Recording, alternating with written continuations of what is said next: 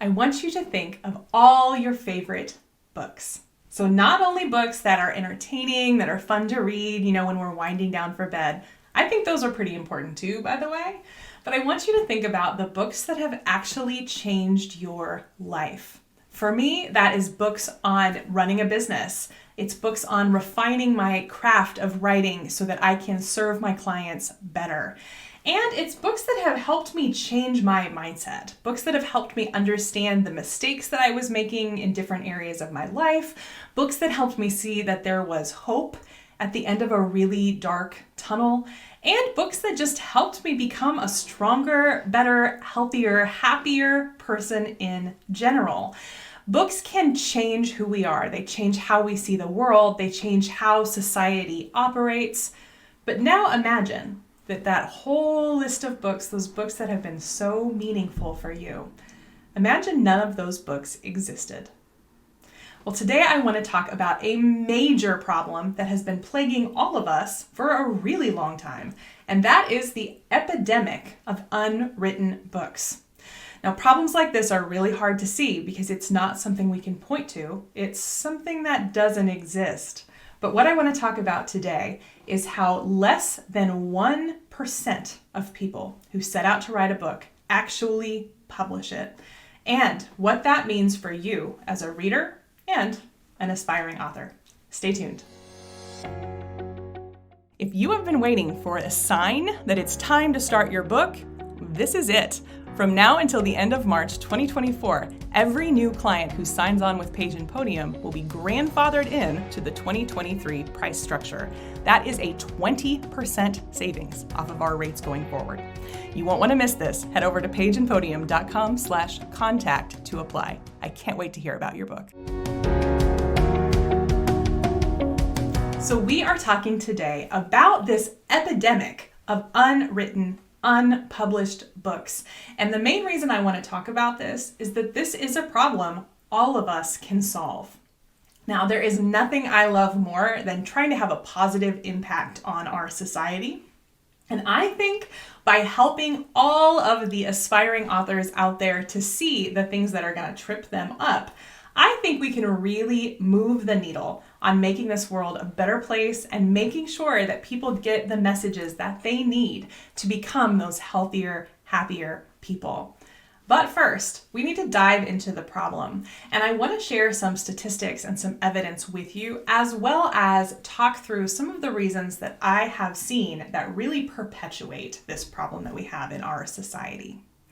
So to start out with, you might be surprised at how many people believe that they have a book in them. Other words, how many people believe that either their life story or their viewpoint on, particular issues, or a story that they want to tell that is a fiction story that they have come up with.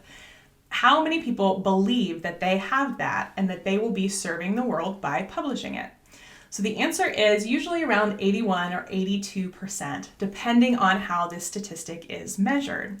So what that means, think about the next time you go into a public place, into the grocery store, onto the subway, whatever you happen to do in your day-to-day life. The next time you're there, I want you to look around, because out of every 10 people that you encounter, that means that 8 of them want to write a book someday. Now, we know it's pretty unlikely that any of them actually have, although it's possible, right?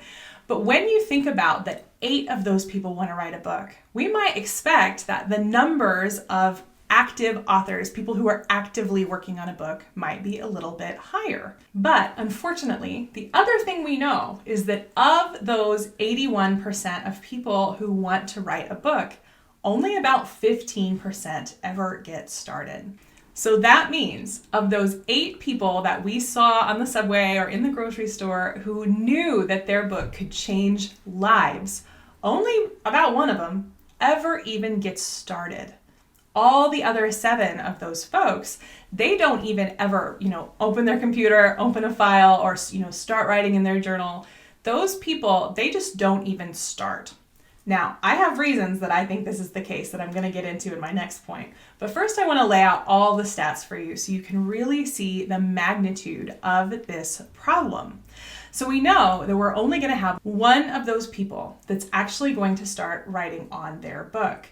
But what we also know is that of those people that start, of that 15% of the 80% that start, only around 3% are going to actually finish. So that is actually really exciting. If you are somebody who has written a draft or you're in the progress of writing a draft, I can almost guarantee you that you have gotten further than almost anybody else. People who are even actively working on a book are really in the elite percentage of people who are in this group that really want to do this. So if that is you, congrats. It is truly a big deal because there are tons of reasons that you can tell yourself that you don't need to do this. It's hard, right? Way easier to quit. But if you are on this path, you are an elite person who is headed toward authorship. So keep at it, because in the end, we know that only a very slim number of people actually finish and publish. So we know we've got these 3% that actually finish their book, but by the time you factor in figuring out your publishing path, whether that's self-publishing, whether you're going to use a hybrid press, or whether you're going to aim for a traditional book deal with an agent and a publisher, we know that of all the people who want to write a book, only about 0.6% actually publish. And that's why I said earlier, I bet you can be pretty reasonably sure that if you're in the grocery store, if you're on the subway, probably no one has published a book in that space, right?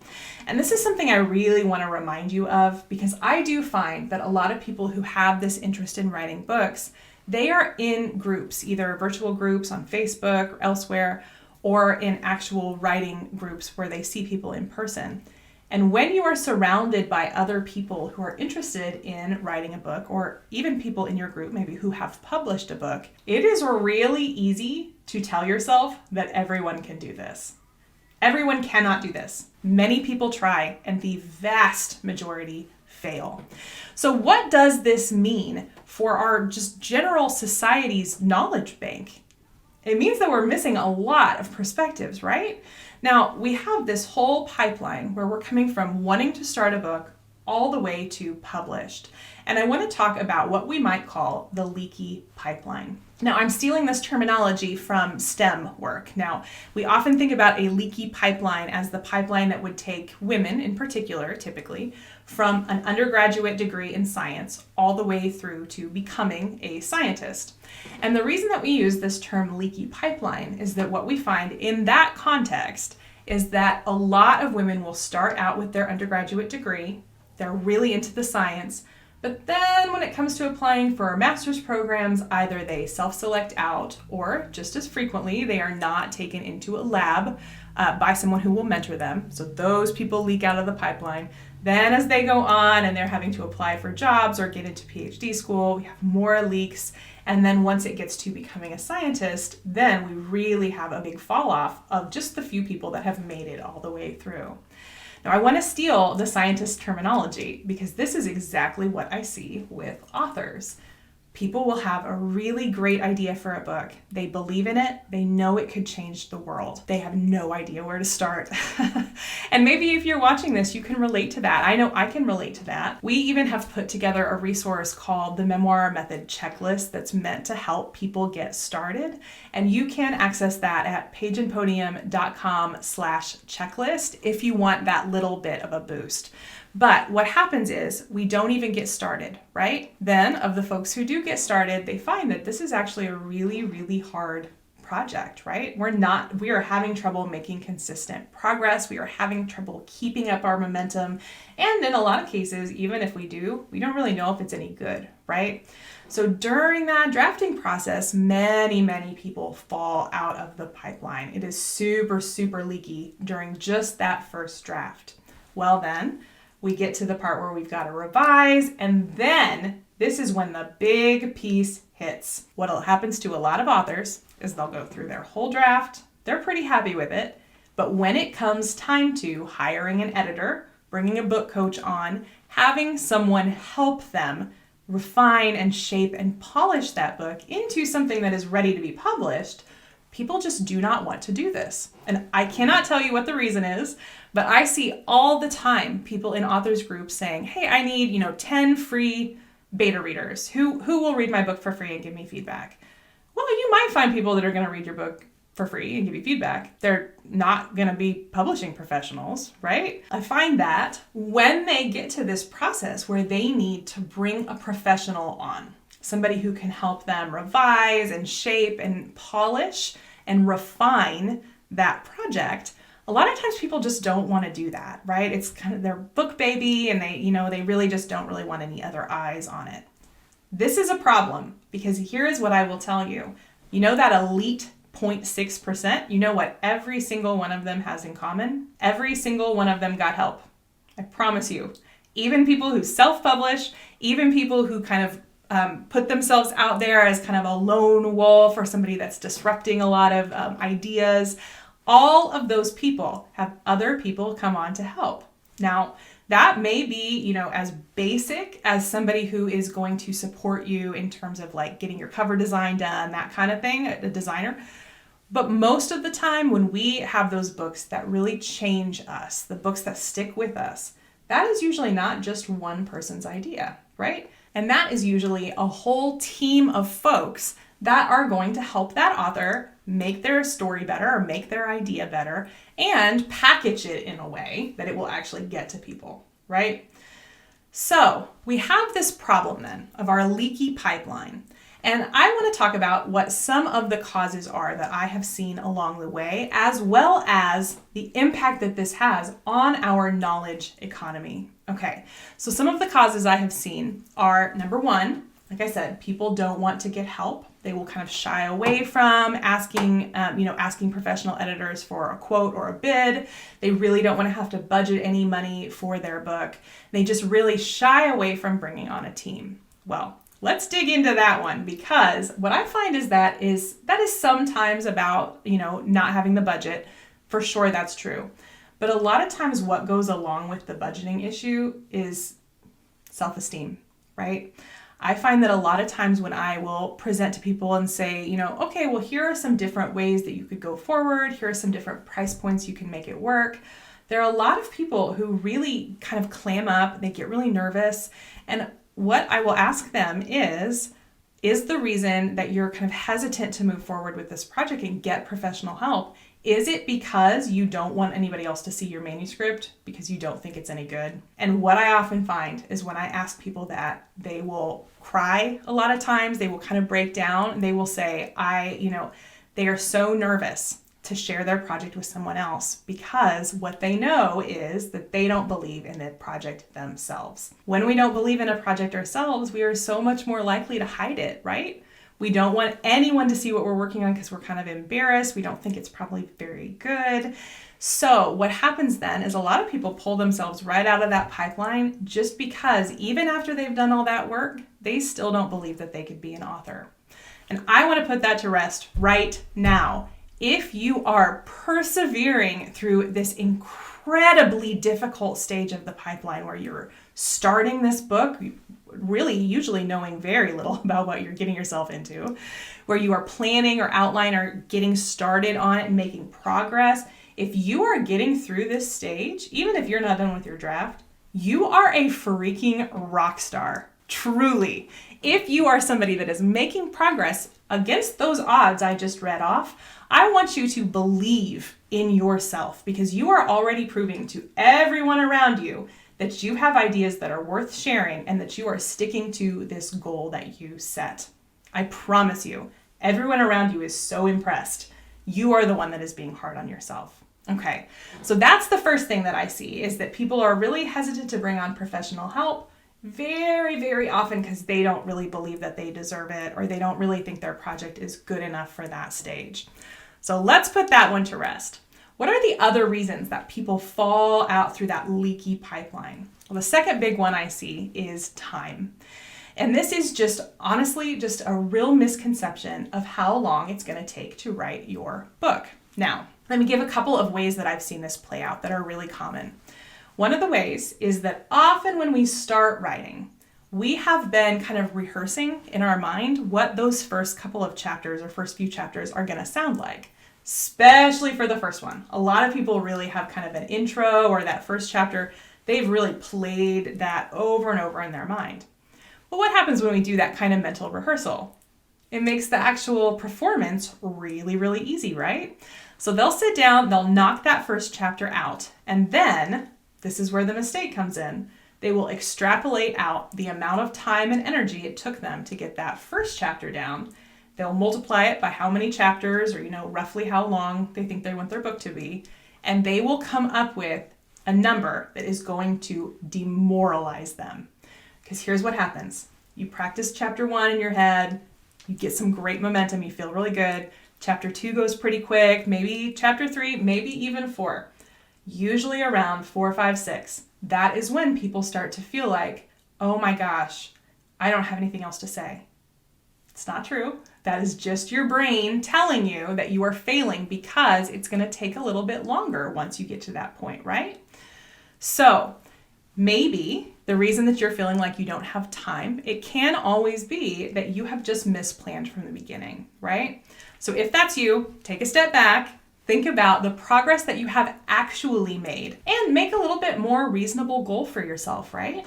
Maybe as you got into chapter 5, you were like, oh my gosh, there's all of this life is happening around me, right? Maybe you have some kind of, an emergency with a child or with a pet or, with your home. Maybe you yourself are having some kind of an illness or you're having to deal with really hard stuff in your life. That's going to slow you down, right? Maybe it's something to do with the book itself. Maybe you're getting into the really heavy emotional content and you're having to kind of do some processing and dealing with it. And in those cases, you're not going to move as quickly, right? You are going to need that downtime between your writing sessions. And sometimes your writing sessions kind of feel like downtime, right? So if we have this time factor, feeling like we don't have enough time, I want you to think about the mindset that you can bring to that and decide whether really you don't have enough time or whether you can kind of pep yourself up, rework your timeline and your goals so that you can get yourself back on track. Now, if on the other hand, when you start identifying the time that you need and the time that you have, if you are finding that you have a real mismatch there, so you don't have, you thought maybe you could do it in a few hours a week, looks like you're not really making progress, that also might be a great time to, again, bring on a publishing professional. So ghostwriters can help you finish a draft. If you already have some of it done, they can, wrap up, help you with the end of it. Or you may honestly just need a book coach to help you kind of work through some of this stuff. But I do not want you to fall off that pipeline because of time. What happens too often is people say, I don't have time right now. Maybe I'll have time next week or the week after. And the next thing you know, this may be relatable to you, months, sometimes years have passed. This is where people fall out of the leaky pipeline, and it's where I want to make sure that you are watching out for yourself. Okay, the third way that people fall out of this leaky pipeline, and this is going to be, unfortunately, this is going to be kind of a hard truth. The last way is that a lot of times people never get to the agent and publisher stage. What happens is they do a first draft and they feel, rightfully, very, very accomplished because they have written this first draft. And what I've sometimes seen is that people will say, I've got this draft. Will you just look through it for me and let me know if this is ready to query? Or in other words, start reaching out to agents to see who is interested in publishing your book. Sometimes I will then get the manuscript. Often it's very strong. I am always proud of you if you have finished a manuscript. So get that clear. There is no judgment here. It is an amazing thing to finish a book manuscript. Amazing. But a lot of times, for all of us, myself included, when somebody reads it for the first time who isn't you, they are going to have questions and comments, and it won't be grammar. It's going to usually be developmental type stuff, right? I want more in this scene. I need to know more about this person. I don't really understand what you're trying to argue here. Do you have any statistics or sources? This is the kind of thing that really you need when the first person reads your book who is not you. But that is a really hard pill to swallow. I get it. You finish up that manuscript draft and you are tired. It is a long, long slog to get that whole draft on paper. And what I see happen too often is people will say, I can see what you're saying, but I can't, I don't have it in me to revise. So either they will take comments as discouragement and they just don't move forward. I try to be as encouraging as I can, but I get it. It kind of deflates you, right? You thought you were done and now you're not. So either they will say, forget about it, whatever, I'll just sit on it and kind of see when the time is right, maybe I'll revisit it. That's a good way to fall out of the pipeline. But the other thing that happens is a lot of times people will just say like, that's just one person's opinion, which is true. It is just one person's opinion. But rather than get a second opinion before they move forward, they just submit. Now, you can imagine what happens, right? So you've got your dreamiest dream list of 10 agents. You query this kind of unfinished manuscript, because it's a draft. You query this unfinished manuscript to these agents, and if they all say no, that is the point where you're really going to fall out of that pipeline, right? Because there is nothing worse than submitting a manuscript and just getting told no over and over and over again, or what's more likely to happen, just submitting and never hearing back from any of the people you submitted to. Talk about something that is like a punch in the gut, right? So we know that oftentimes, particularly if you're really trying to go it alone, DIY your publishing process, we know a lot of times you're going to have to do several rounds of querying, looking for agents before you're going to get really any true traction, right? Somebody you really want to work with. So if you start out querying something that is not ready, you probably burn through several of those rounds of queries because you weren't really ready to query at all. I do not want this to happen to you, friends. So when you finish your manuscript draft, that is another point where a lot of people are going to leak out of that leaky pipeline. I don't want that to be you. As you're drafting, keep in mind that when you finish the draft, you are not done. If you want to publish it, you have another pretty hard slog to go. The revisions can be tough. They're rewarding, but they are tough. So make sure that you are mentally prepared to hang in there. Okay, so now we've kind of talked about some of the reasons that we have this unwritten book epidemic. I want to hit you with some of the statistics of what this actually means for our knowledge economy and also our regular economy.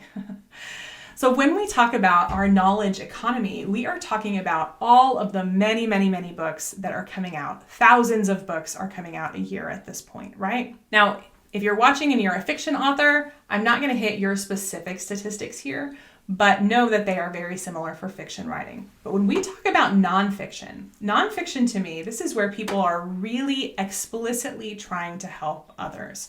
That's not to say that fiction authors don't want to help people, but for nonfiction, what I find is that these are the folks that have a really clear message. They know they need to teach from their experience, and they are ready to reach all of the people that a book will let them reach. Now, when we're thinking about those people not getting their message out, I want to think of all of the messages and all of the ideas and all of the pathways forward to improving our lives that we might miss out on. So if we think, a lot of people love Brené Brown. I think her work is so inspiring. Brené Brown's first book was self-published. And I don't just say that because, everybody should go self-publish. Maybe, maybe not. The reason I bring that up is that if you listen to Brené Brown talk about that first self-published book, one thing that you are going to hear her say is that she had the wrong title. You can go look it up. The title is just like very academic and very boring. So of course she wasn't going to get a deal. She didn't have anybody that was telling her, hey, I know you've been publishing for academics, because that's her background. If you want to hit the general population, this title is not it. She didn't have anybody to do that, right? And I want you to think about how many people's lives would be worse if Brené Brown had not pushed through, written a second book, ended up getting a deal so that first self-published one could be republished. That would be such a loss to our knowledge economy, right? That would be so many ideas, so much inspiration, so much storytelling that would just be gone, right? And that is happening every single day. And now I want to talk about what some of the numbers behind this are. So when we think about this unpublished book epidemic, I want you to think about the scale of nonfiction books. I already said, thousands every single year. But do you know that the book sales industry in 2021 sold $7.34 billion in nonfiction book sales alone? $7.34 billion. That is so much money. So many deserving authors that then were able to keep doing the work that they loved because they were able to get it out in front of people. People were happy to pay for their book, and people learned from and were helped by that book, right? So now I want to put that with another statistic, and that is the number of nonfiction books that we gather based on different kinds of research were written by ghostwriters. By some estimates, this number is as high as 60%. 60%. When you do the math on that, that means that people who got help, people who brought a professional on to take their book over across the finish line, either from the beginning or toward the end when they started to get tired, that makes up $4 billion in book sales. $4 billion. Because those folks were willing to get help on their book. And this is the thing, this is the number one thing that I see that causes people to fall out of this leaky pipeline, is that they will not get help. I want you to know, if you do hire help to get your book across the finish line, you are in such good company. In fact, you are in $4 billion worth of good company. $4 billion worth of good company. And if you have been hanging around my space, this channel, very long, you also know that it is not only money that people get from their books, right? We have the book sales. We also have sales that people will get for paid talks, much, much easier once you have the authority of a book. We know you have sales of your growing business. Again, you are getting instant credibility, instant know, like, and trust when people see that you have a book. You are getting increased clarity on your message, meaning that as you go through this very long pipeline process, you are learning all about yourself and the contribution you want to make to the world. And you are going to get such stronger relationships with your family and friends as you go through thinking about all these stories that you want to put in there, whether, again, family, friends, maybe work colleagues. You are going to be working through some of the experiences that have been the most pivotal in your life. If that doesn't bring you closer to the people around you, I don't know what will. So it is time that we end this unpublished book epidemic. Those who are getting that book out in that elite 0.6%, those folks know that the majority of books, in fact, I would argue all of them, are not written by the author alone. We need to do away with this image we have in our culture of this one lone wolf, usually a man, sitting at a typewriter and typing for days and days and days, and then the book is done. That is just simply not how it works. What I find, if you go into the writing process, understanding that you need a team, you need a community behind you, you are going to have such a better chance of hitting that elite 1%. If we can help, I hope you'll reach out. Check us out at pageandpodium.com. If you found this video helpful, please like and subscribe, and stay tuned for a special promo. If you're looking for a ghostwriter, now is the time. See y'all later. Hey, have you been waiting for a sign that it's time to start your book? Because I've got one. Page and Podium has always been dedicated to bringing you the very best in editing support, writing support, design, production, and promotion of your book. And if you act right now, you can lock in our 2023 rates. From now until the end of March 2024, every new client who signs their contract and pays their deposit will be able to take advantage of a 20% discount off our 2024 rates, effectively locking in last year's rates. Plus, a 2024 start date almost guarantees that your book will be done or very near it by the end of this year. Sounds amazing, right? Just head over to pageandpodium.com/contact to fill out your application form. We'll book you in for a consult, get you all set up with your contract, and you will be ready to go to get that book out and change the world in 2024.